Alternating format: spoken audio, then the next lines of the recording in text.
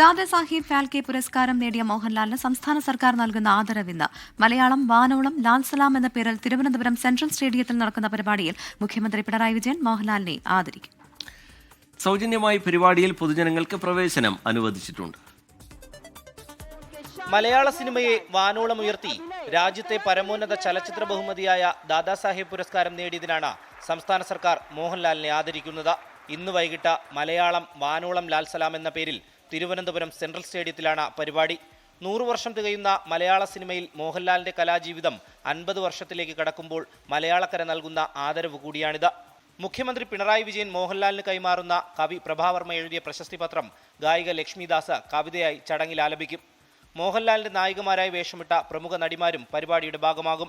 മോഹൻലാലിനുള്ള കലാസമർപ്പണമായ രാഗം മോഹനം, മോഹൻലാലിന്റെ നടനവിസ്മയത്തിന് അർപ്പണമായി കഥകളി ആചാര്യൻ കലാമണ്ഡലം സുബ്രഹ്മണ്യനാശാന്റെ തിരനോട്ടം, മോഹൻലാൽ ചിത്രങ്ങളിലെ അവിസ്മരണീയ ഗാനങ്ങൾ കോർത്തിണക്കിയുള്ള സംഗീതാർച്ചന എന്നിവയും പരിപാടിയുടെ ഭാഗമായി സംഘടിപ്പിച്ചിട്ടുണ്ട്. 24 തിരുവനന്തപുരം. ലോകത്തെവിടെയായാലും ഏത് സമയത്തും 24 വാർത്തകളും ഓഗ്മെന്റഡ് റിയാലിറ്റി പാക്കേജുകളും എക്സ്പ്ലെയിനറുകളും വിശദമായി കാണാൻ ഞങ്ങളുടെ യൂട്യൂബ് ചാനൽ നിങ്ങൾക്ക് സബ്സ്ക്രൈബ് ചെയ്യാം.